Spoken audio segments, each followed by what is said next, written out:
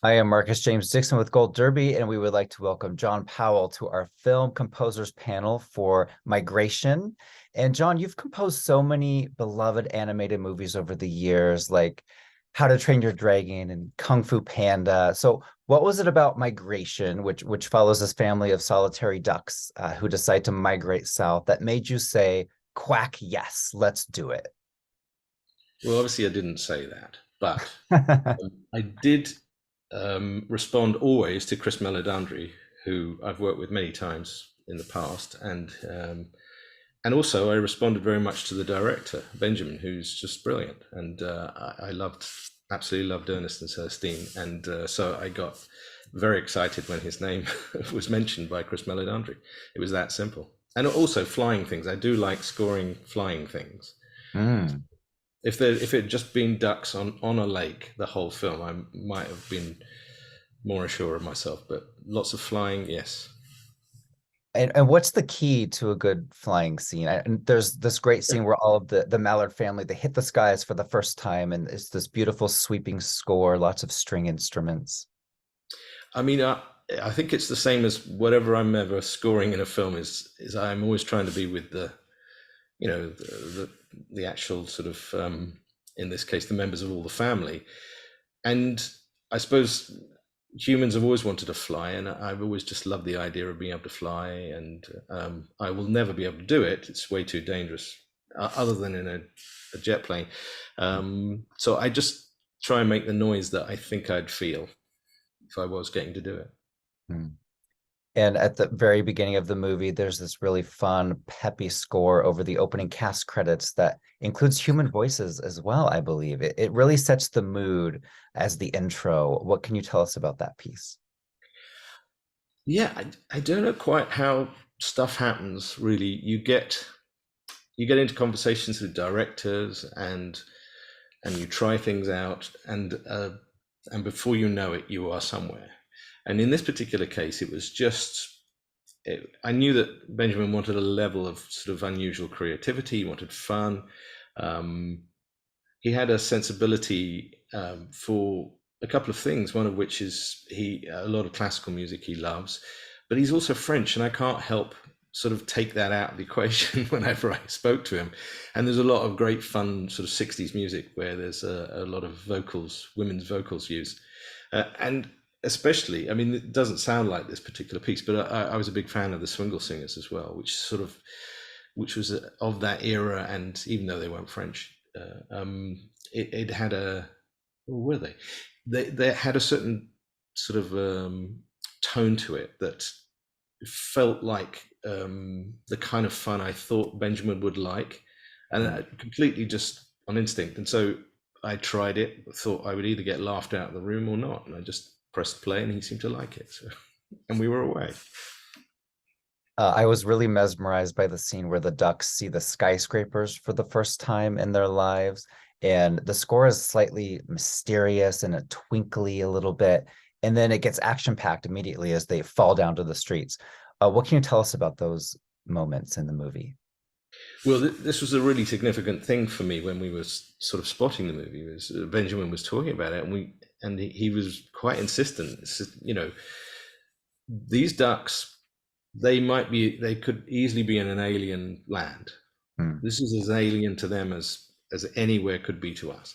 So that meant that I could treat it as if it was Mars, and it certainly I deliberately didn't try to ever sort of emulate what we know of it of New York, the sound of New York musically, or any of the cities they visit.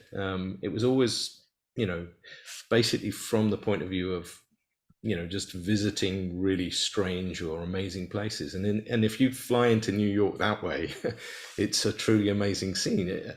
And if you don't know where you're going and you end up on street level, which is what they do, it must be the most frightening thing ever. And there's a garden scene. I think someone called it a heaven for ducks scene. And Yeah. in the background, there was clucking and quacking actually in the score. And I'm wondering, how did you create those instrumentations? Well, there wasn't, and I didn't think it would work. So I didn't write it in. So I just had the female voices singing, bum bum bums as in with the opening titles.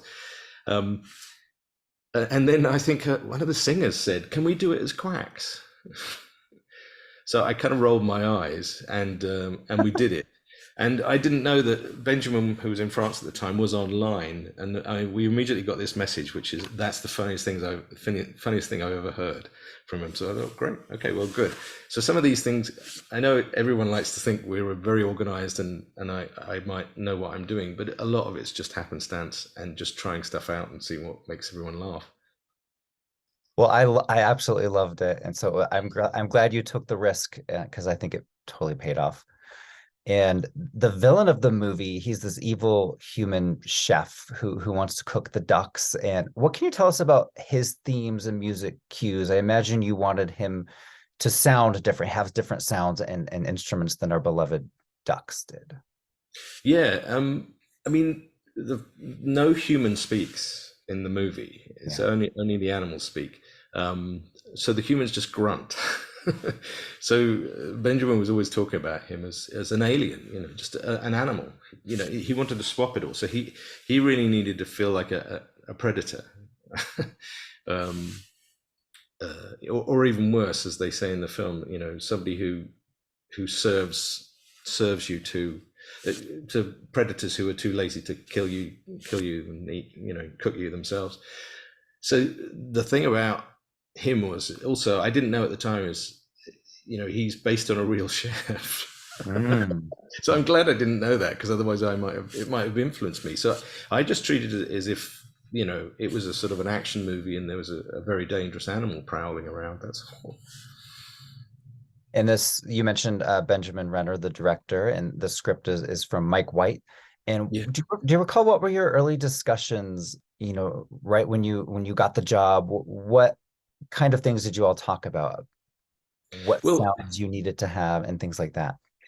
Well, by the time I come on, very often, all of the script writing and everything has been done, and the film was in pretty good shape when I come on, pretty near the end, considering. So I get to sort of walk into these things late enough that I have a pretty objective eye on it, and I can basically react to what I see. And then we talk about the differential between what was always hoped for in the movie and what seems to be there when you walk in and see it, and so that I can try and sort of elevate it or amplify things that are there, or lessen some of the things that maybe don't feel as necessary to the storytelling as other things. So I walk in and I take it on face value, and then we all talk, and then I just tried things. I mean, I think it was last Christmas. I just spent over the Christmas period just basically messing around. And then Benjamin came out from France, and we had a couple of days where we just sort of listened through things and played and talked. And then I was off and running. Benjamin had a very kind of open view of what the music could be. We talked about certain things that he loved, and once I got him to admit that he really liked classical music, we talked about Peter and the Wolf, and there's a great duck character in Peter and the Wolf on an oboe. So there's little bits of that. There's all sorts of different things that have come from that come from the discussions, and also just come from who knows where, just whatever makes me laugh at the time, whatever makes him laugh. That's all. And you mentioned the vocalists a little bit. Can you talk about the orchestra as a whole? How many instruments were there? Were there any fun, unusual instruments that people may not have recognized immediately? Well, in the orchestration, it's a pretty big orchestra most of the time. The usual sort of, I don't know, 100 pieces or whatever. And there's other things around. One of the things was I don't know how, I must have got it years ago, a kora, which is a African harp. And so it's got these very long strings on it that you can actually get access to. It'd be kind of hard to do on a normal, on a sort of a Western harp, and they're all nylon. And I just have a steel, which is you use for steel pedal steels, guitars. And so I was just started to pluck away at that and move this thing up and down. And I just kind of captured these really strange sounds, Mm. and sampled them, and then started to play with them, and with the orchestra, and they seemed to make me laugh for the pigeon that Fina. Aquafina. Yeah. So I don't know why that there's no real connection there, other than, again, it's just lots of messing around. There's like the great thing we have is we have time and we have a sand pit to play in. And then at the end of the day, you look and see what's working, see what attaches itself. Obviously thematically, musically, I'm sort of trying to keep it very very structured, but the actual sort of textures and sounds, I think, until it really settles down, anything's up for grabs in a film like this. And kind of a broad question, but what is the biggest difference between composing an animated movie and composing a score for a live action film? Is there any major differences? God, it's always been a really interesting question. The problem is, because I've done both of them, I've not until recently perhaps identified what it is I like about animation. And one of the things I think is that there's a level of reality in live action, even though live action still isn't real, because it's a film, there's a camera. The mere fact you have music in a live action film starts to break reality. I mean, I think this came up when I worked, on things with Paul Greengrass, who was a documentary maker, and we did, The Bournes, and then we did 1993, and so the question of what music does in live action became very interesting as to how it obviously it's doing all the things we want film music to do, it's supporting, but its very presence can reduce the feeling of reality in it, because we're actually seeing very real pictures. As soon as you get to animation, you suspend a lot of that, the mere fact that it's animation. And that suspension of reality, I think, gives me a free rein to perhaps, I don't know, musically go places where I can discover the joy, I think, in the storytelling and in the characters. And often that's much harder in live action. It depends on the live action, obviously, but the animation has always been that kind of feeling of freedom for me. Well, John, thank you so much for chatting with us today, and we will see you at the panel at the very end here, so stick around. Pleasure. Okay. I am Marcus James Dixon with Gold Derby, and we would like to welcome Branford Marsalis to our film composers panel for Rustin. And Branford, this movie has been getting all kinds of awards buzz, Oscar buzz, since the moment it started premiering at film festivals. What does it mean to work on something so important as this one, depicting the lead up to the iconic 1963 March on Washington? Well, to be honest, I didn't really think of it as what it's become when we were doing it. I was too busy fighting with the director all the time. And George, I love George, but we fight a lot because he has very strong opinions about music, incredibly strong opinions. And sometimes I'm like, man, that's really off base. It's not even going to work, and he doesn't care. And we come to a middle point, and this is my fourth film with him, so we have our routine that's full of very funny wit and dagger and dark humor and disagreements. So in that process, we came up with something that he was satisfied with, and then it's over. And I wasn't. Yeah, I'm kind of surprised that it's getting all of this buzz. Not because it's not a great film. It is a great film. The actors, I mean, from top to bottom, are fantastic, and George does a fantastic job of bringing out the emotional best in all of the characters in the movie. And I mean, Coleman Domingo, come on, he plays Bayard Rustin, the real life civil rights leader. And how would you describe Coleman's performance, and what did he bring to the movie specifically? I mean, Coleman is doing what Coleman has done for the last 30 years. It's just, I think this is his first time as a lead, but I worked with him on Ma Rainey's Black Bottom. My daughter made me watch him when he was on Euphoria. And he brings that same kind of intensity to every role, depending on what the role is. But he brings the intensity, and he absorbs the personality of the character. And I guess the Bayard Rustin in real life was a very complex figure, and I think it allowed Coleman to show different sides of himself rather than the sometimes one-dimensional nature that specific characters bring to the party. Hmm. He's really good in Color Purple too. I hope people. Yes. That one. Wow, that's you going back on that one. Yeah, yeah. He's great. I mean, he's just great. The whole cast, though. Jeffrey Wright's fantastic. I'm forgetting everybody, of course. But Michael Potts was great. They were all good, and I know a few of them. CCH Pounder was great. Oh, yeah. It was just a great cast. And Rustin opens up on images of Black people being accosted, and then this little Black girl hopping down the street. And over the background, there's this very kind of haunting piano score that we hear as an audience. What can you tell us about that? Yeah, that was one of our last arguments. And I hired this trombone choir to play this very majestic thing, because I think that all of those individuals who broke those barriers, I preferred for the music to be majestic. And George said, nope, it needs to be more ominous. And the song that the pianist is playing is an old gospel song called Woke Up This Morning, with my mind on Jesus. It's the same song that the young men are singing towards the end of the movie when they're outside of the March on Washington. Woke up this morning. You just slow it down and you play it very simply, and you take your time and allow the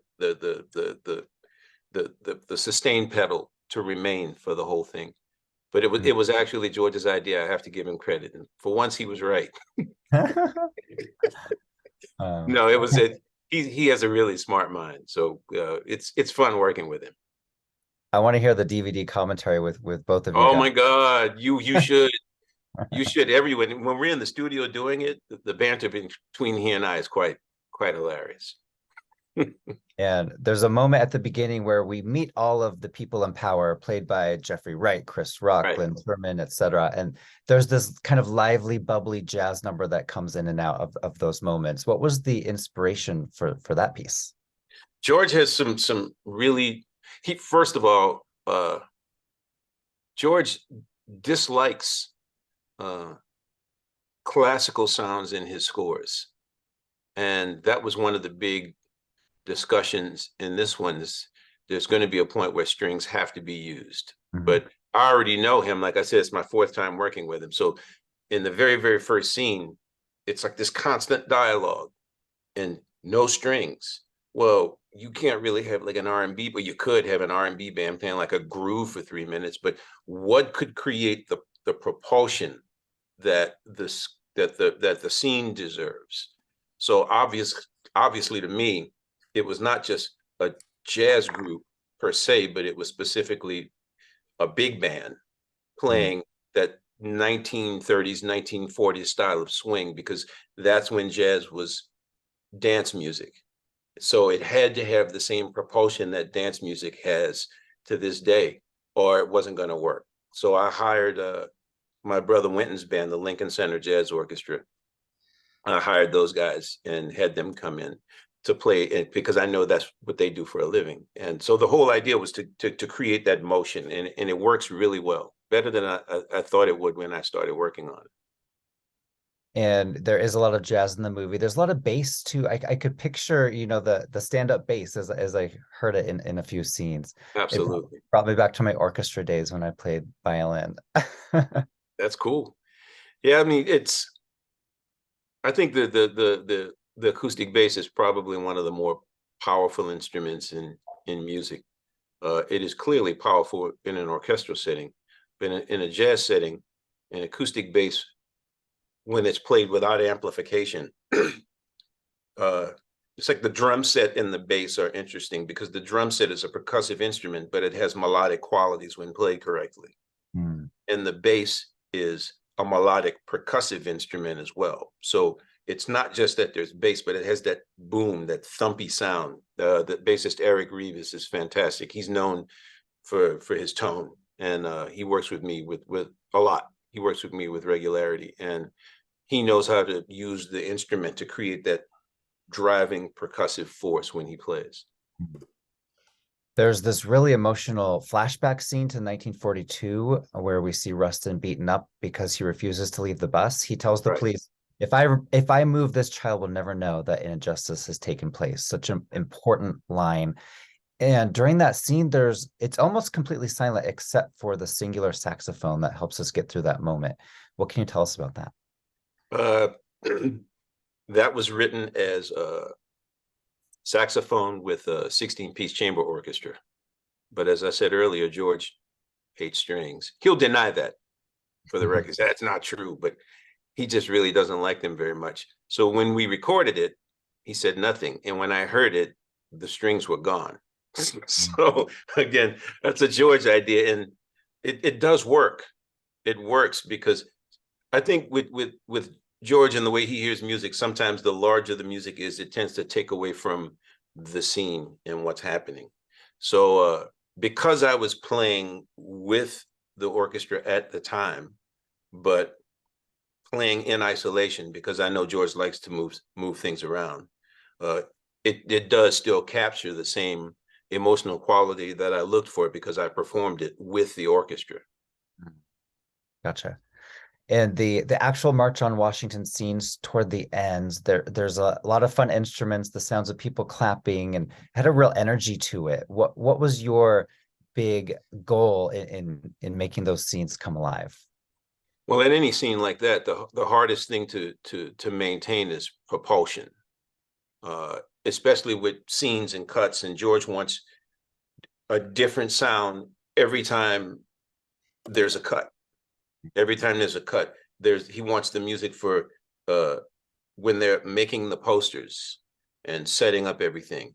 Music when the trucks are coming in with all of the equipment, the amplification in the stages and all of these things. He wants music to go be when the audience is coming from the train station. And he came up with this idea of using hand claps. And I said, yeah, that would be great. So I hired some of my musician friends when the session was over and said, yeah, we got to do some hand clapping.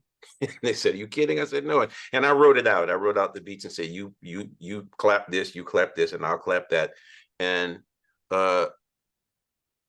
just gave it to George and to Jill DeBeasy, who was our music editor. And they, George decides how much of what I do he wants in certain places. And it does have that thing where it keeps switching from scene to scene and sound to sound, but it still maintains the propulsion. An award season is heating up. You've already been nominated at the Hollywood Music and Media Awards for Rustin. And what would it mean if you were to go all the way to the Oscars for this movie? That would be cool. I mean, it'd be flattering. I don't really compose for film for a living. I have these other things that I do, these playing concerts and all of that other stuff. So what I enjoy most about it is the work and the process. And I mean, if you get a nomination, that would be incredible. That's nice, but it's not really a motivation for me. I think it would really be a motivation if this was my profession all the time, but it would be a great honor to be nominated. I don't expect it. There are a lot of great composers who do this all the time and are more deserving, but it would be nice if it happened. It would be really cool.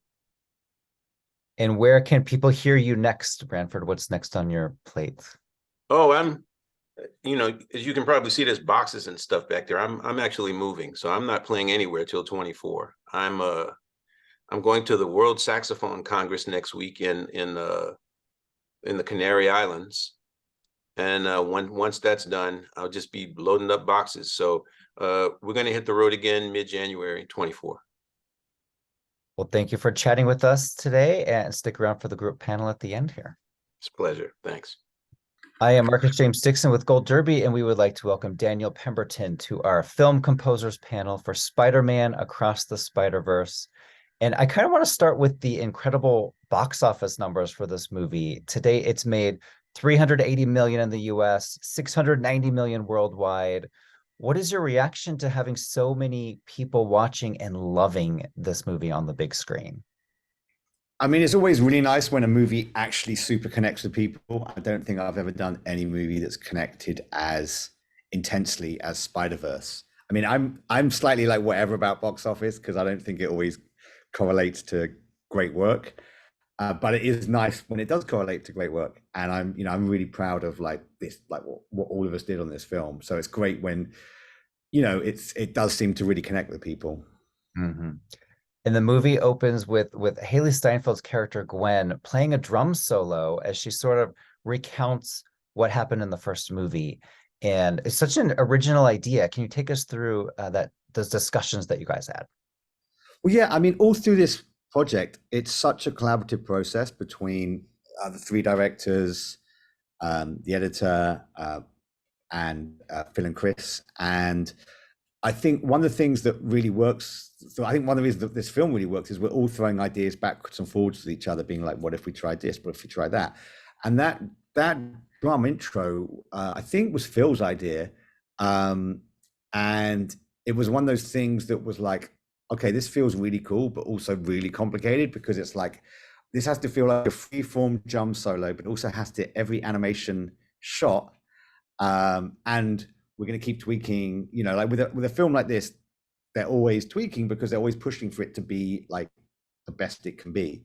So, we ended up recording drums, got a fantastic drummer called Mike Smith who plays on this score. And, I wrote some stuff. That was the actual things she's hitting in that were all scored out so it could correlate to the imagery. Then got Mike to play it, and then once it builds, I give him more space to improvise more and put more of his own personality into it. Because for me, what's really important with a score like this is, as well as being incredibly precise about what you write, it's also about giving the players moments to be able to express themselves as musicians. And it must have been a really fun experience playing in so many different Spider-Verses for this movie.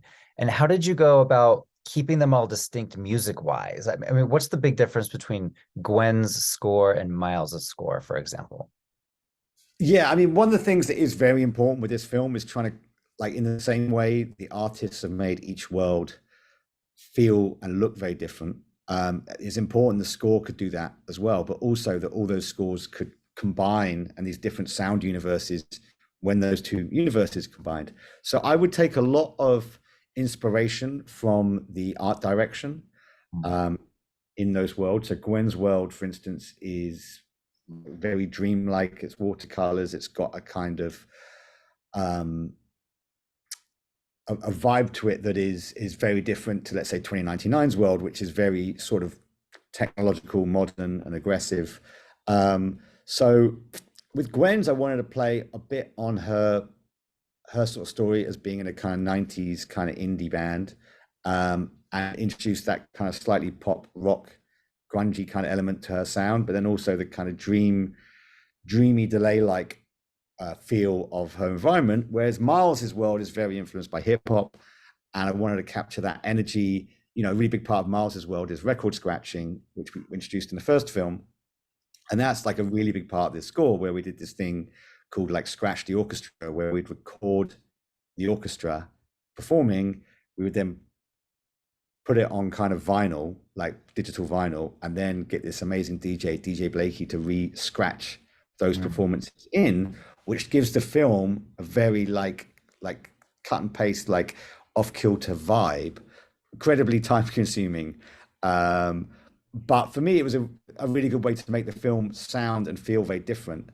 And it's something I wanted to do for a long time. And, on this film, I want to do it like more of a showcase for that element. So when we first meet Miles, we scratch every sound you see on screens. You see like felt tip pens when he's drawing, or spray cans. We're scratching rhythms out of those sounds, and it builds and builds and builds to my favorite one, which kind of like ties in with John Powell's comments earlier about what makes him laugh when he's making music. So we did a thing with a goose. There's a scene with a goose attacking Miles in the spot that just happened to be caught in their vortex. I was like, let's scratch a goose sound. And we got a goose noise, and we just started scratching the goose on top of the score. And And it's really funny, and it sounded really cool. Like a goose sound is a very good sound to scratch. And maybe, you know, this is the year of bird noises in soundtracks. Me and John, everyone will be copying it next year. I love that. This might be the first movie in history that has scratched a goose. I think it is. That is its claim to fame. And the big movie villain this time around is the Spot, played by Jason Schwartzman. And you know, he's a man who can manipulate time and space with different holes. What was the trickiest part of creating these dread-sounding music cues for the Spot? Well, Spot weirdly was actually the hardest character for me to nail. Sometimes, you know, like every character has a theme, and it's really important for me that those themes are like super recognizable within a couple of seconds, because this movie moves so fast. So when you hear 2099 sound, you know that's him. You hear Gwen's sound. And with Spot, I didn't know what I wanted to do first of all. So I did like tons of research, like research and development in this film, where I would just go through millions of sonic ideas. And originally I had all these ideas for Spot that were based on these kind of synthesized sort of spotty hole noises. And we made tons of these, and then realized they just didn't really cut through in the film in the way I wanted to, and didn't really create the sense of dread, like you say, that character has. So we ended up like experimenting with like my assistant, who's very good at making noises, and I came up with this kind of noise that was like it's basically detuned cello sound, and his theme is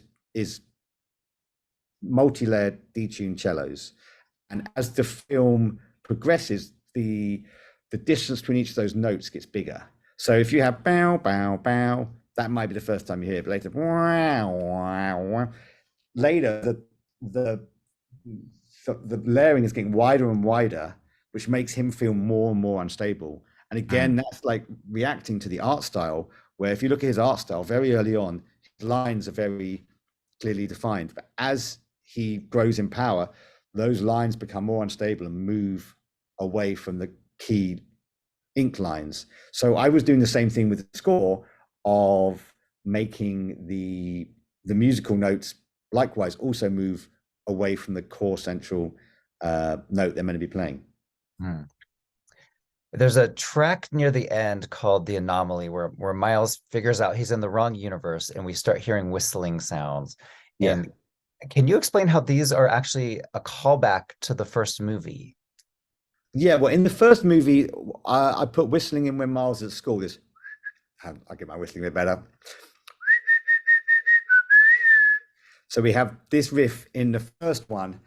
And what I like with this movie is trying to connect as many parts of the story as possible through different motifs or different sounds and ideas. And this felt like a way to have something that was familiar from the first universe and the first sound, but sounded messed up and weird.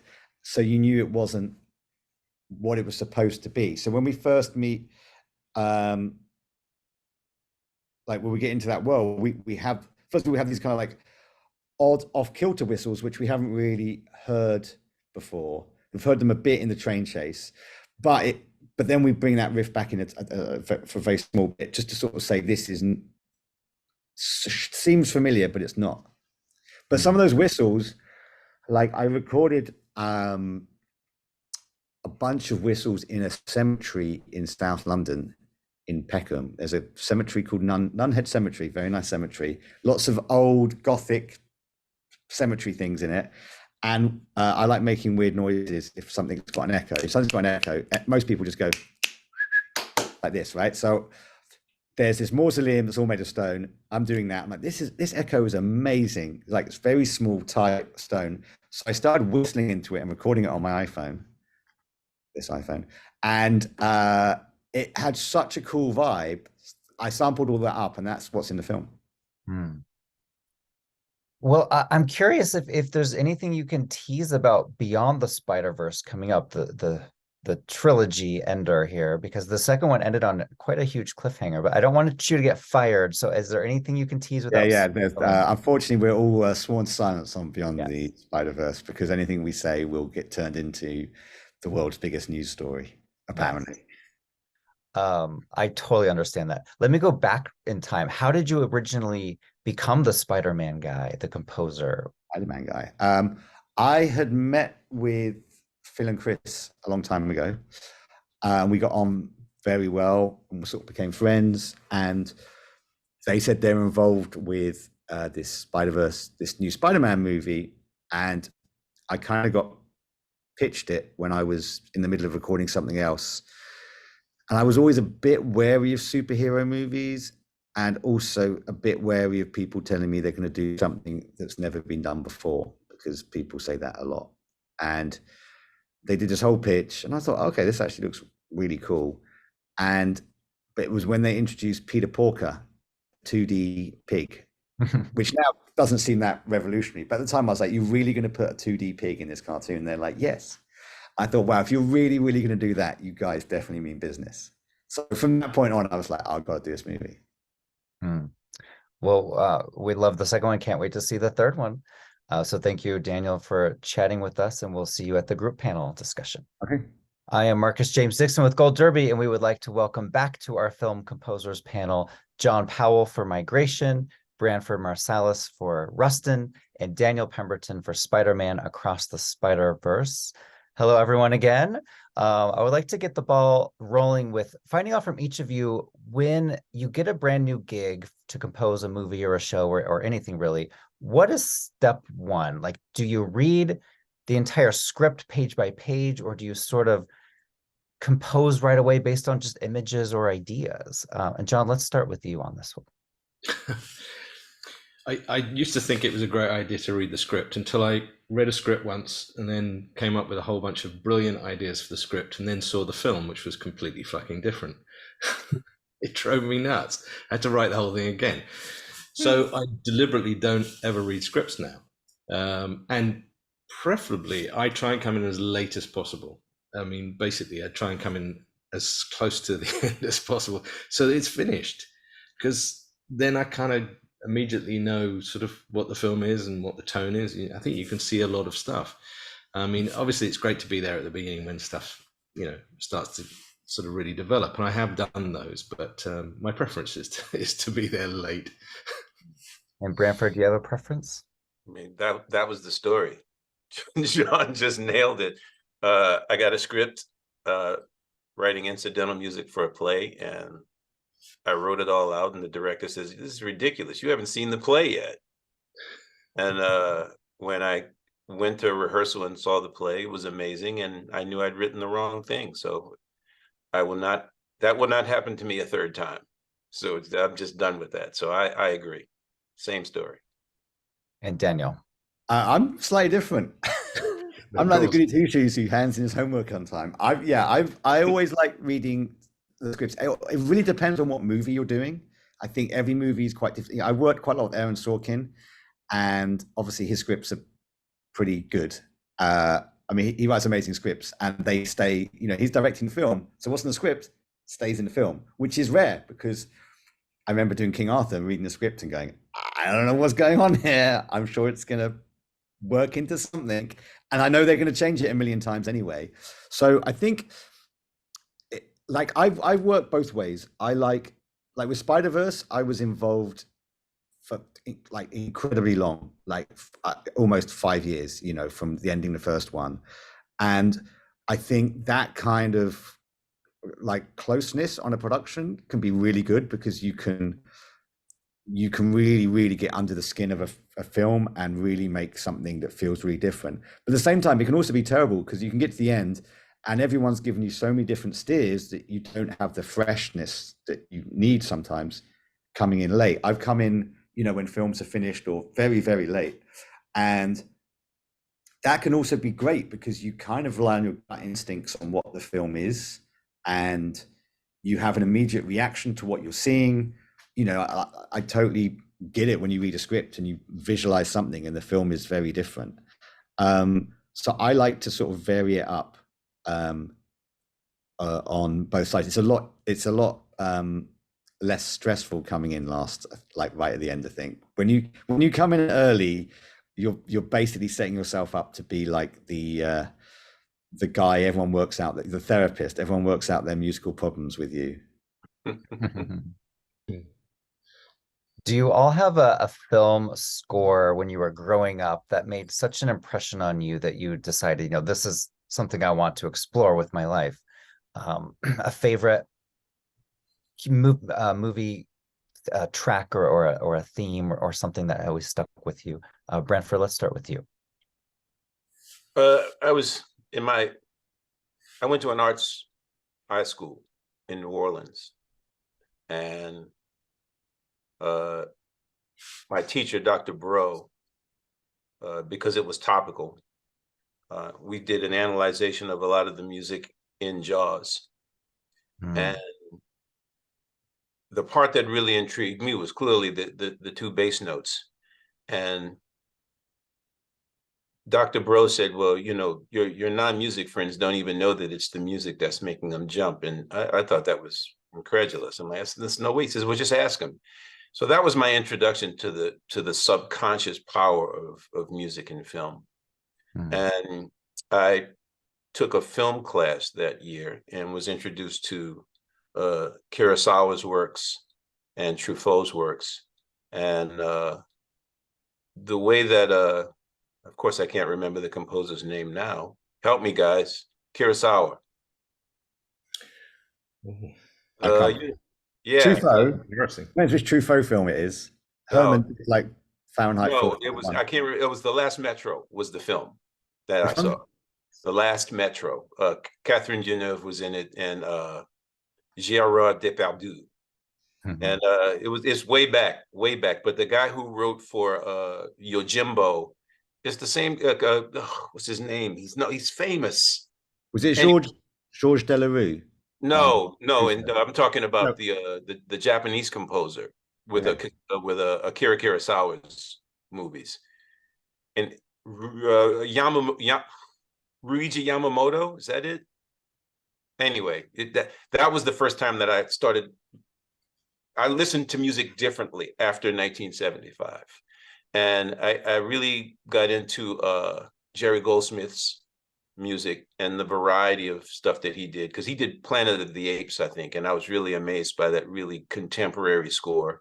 And James Horner after that, because a lot of the music that he wrote before the Penny Whistle movie was really, really incredible stuff. And there are a lot of great.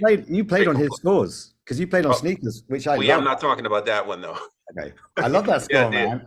I didn't realize how much I dug your saxophone playing before I rewatched Sneakers a while back, and I was something like, shit, this is Branford playing sax. This is Branford's music. This is so cool. Oh, it's James's music. I was a kid too. I was in my late 20s, and I was on my way to Europe. So I flew in for 2 days, played, and said, nice to meet y'all, and took off. And I really, my mindset wasn't really focused on me writing for film. I mean, that was so far removed from my reality. But I did listen a lot because I love listening to music that deserves to be listened to. And that was my introduction to it, and it continues today. And Daniel, how about you? Any influential movie scores when you were growing up?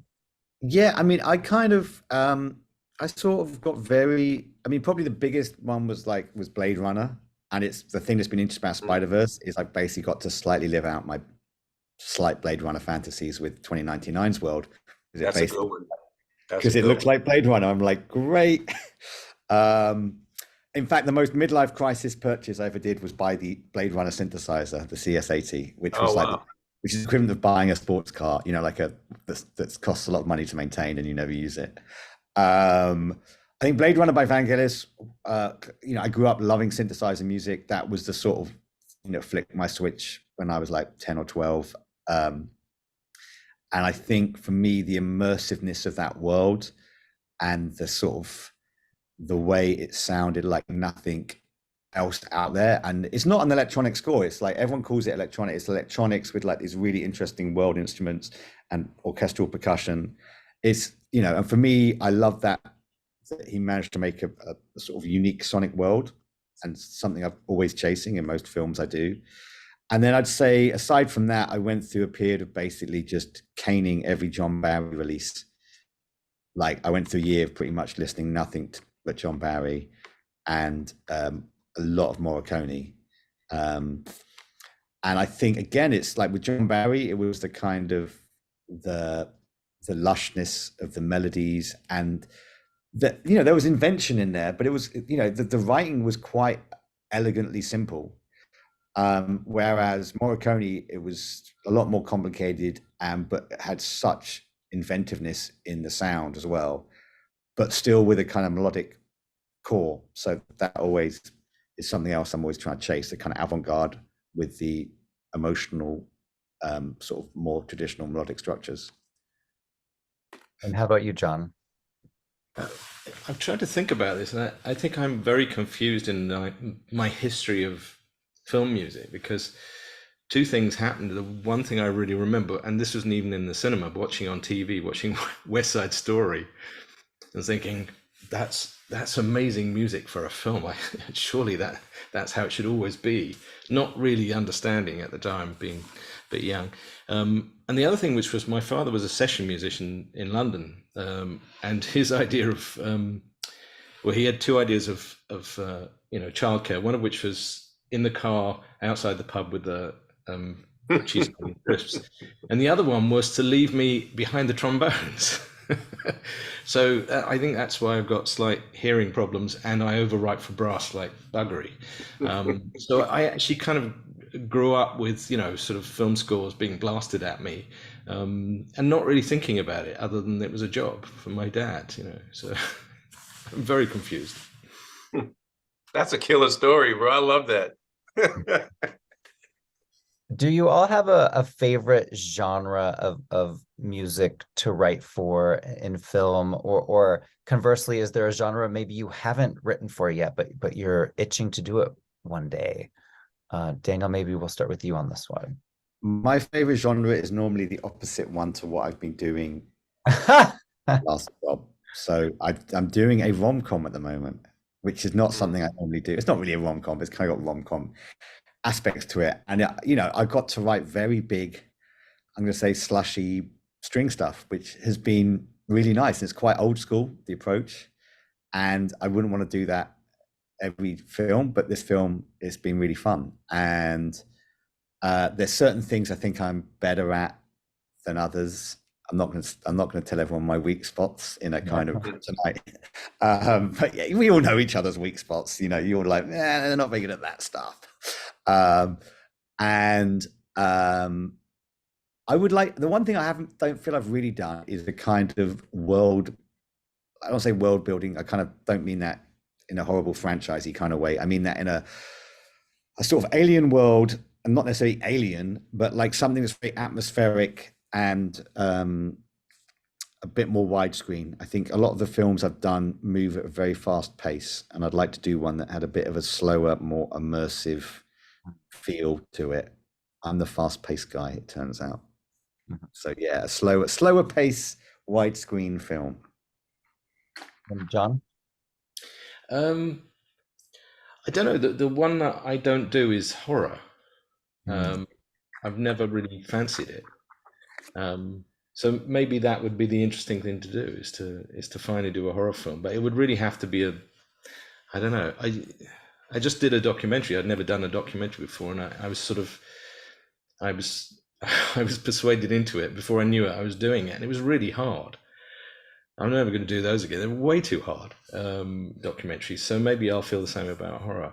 On Migration, the strange thing was that after I got hired by Benjamin to do this, because obviously I'd done a lot of animation, he was on the plane watching Don't Worry Darling, and you know, and he got to the end and then saw my name and thought, oh my God, I've hired the wrong guy. Because it's a very different sort of thing. So I've always slutted it around a bit. I've enjoyed that. That's one of the things. The fun thing about film music is that you get to try all sorts of different things. But horror, I've never found a way into that. I've done one horror, and the one thing and mine was almost like a classy horror. It was a period drama, but horror's a weird thing because there's like a very distinctive toolbox that you have to create, which is almost like lots of big payoff jump bits and suspense. And after a while, I found it a bit like, I don't know if I like doing this so much, because it's a lot of work. It's actually, I think it's far more work. It's like that and comedy, far more work than people give it credit for. Because doing those jump scares, one, fine, but you have to do 3 in a row. And getting them not sounding stupid is tricky. And Branford, what about you in terms of genres? I've been really lucky as a kid. I played in youth orchestra for years, and I learned how to play early New Orleans jazz from Danny Barker, who was the original banjoist with Armstrong in the 30s and 40s. I played in an R&B band, and I played in jazz groups, and I always associate listening to music with, when you switch a sound, you have to listen to a lot of music. I played in a merengue band, and I just love the idea of challenging myself and of getting to write outside of my comfort zone. Like what Daniel was saying, I like to bear my weaknesses to all, because that's the only way that I've ever been able to improve, is by running towards my weaknesses in order to smooth them over or correct them. So I love the challenge. I really don't know. I mean, every time one of these projects comes up, which is really infrequent for me, I have to put on a completely different hat than the hat that I usually wear. And I really do enjoy the process. It accesses a very different part of my brain than what I normally do, and allows me a lot of my musical training. And when I talk about musical training, I mean mostly listening to records. That comes out a lot more in film than it would in specific jazz bands or R&B bands or all the other stuff that I've done. So whatever it is, I'm game. We got to get you into animation, I think. Bruh. I want to hear that score. Oh my God. Yeah, that would be interesting. That would be frightening to me. I'm game, but it would be really frightening. It's a lot of music. Yeah, you got to find the right one. I kind of held off for a long time, because I still feel like some of them are so intense. Like I did this one called The Bad Guys, and I felt, okay, I can do this because this is more my wheelhouse of like heisty type music. Right. But yeah, I also find like big scale animation is quite terrifying, because you watch some films and you're like, this is great. This isn't changing every 10 seconds. Well, the first thing, John, I'm doing a deep dive on you moving forward, sir. So I will definitely know what it is that I'm supposed to do. And I met Daniel a couple of years ago, so I've already checked out a lot of his stuff anyway. And I was the first person to insult him and congratulate him at the same time when he won the HMA just now. Oh yeah. Oh yeah. Right. I was like, yeah, congratulations, you sod. And That's it was great. Actually, it was great. I yelled when they announced your name. I went, yeah, and everybody looked at me like a strange person. Oh, yeah. But that was really cool, man, to be there to hear them say that. I had to record that video, and I was at Abbey Road. I was pretty pissed, to be honest. We'd done this huge session. You know, when you've done like a really, really big session and you're like, yeah. My brain is like so on overdrive. Right.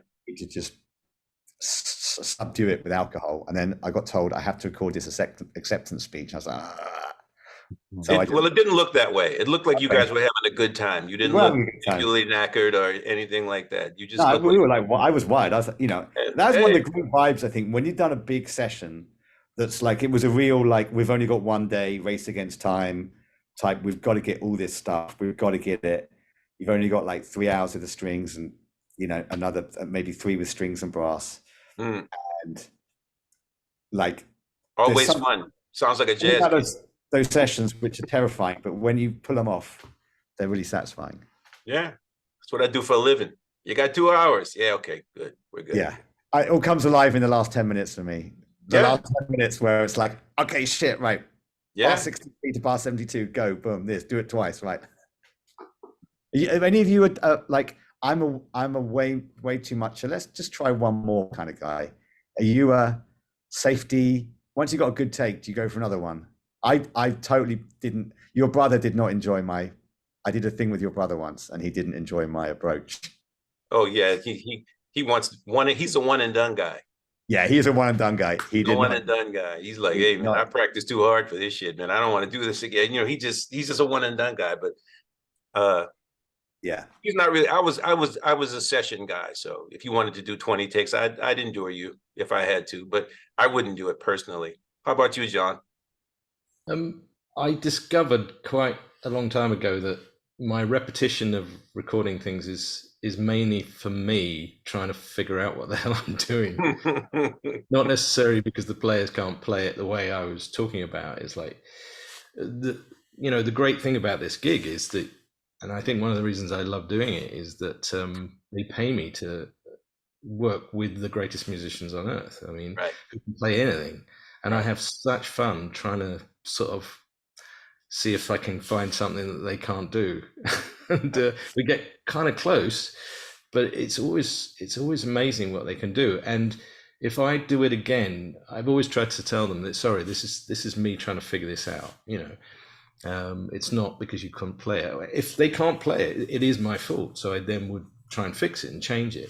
But no, I try and do it always if it's really easy stuff. I mean, I always get 2 takes because, you know, as we know, nothing actually exists in one place digitally. So there's that.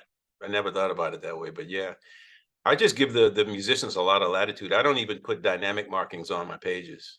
Right. And they say, well, you know, there's no dynamic markings. I say, yeah, well, they're only 45-second cues. We'll sort it out.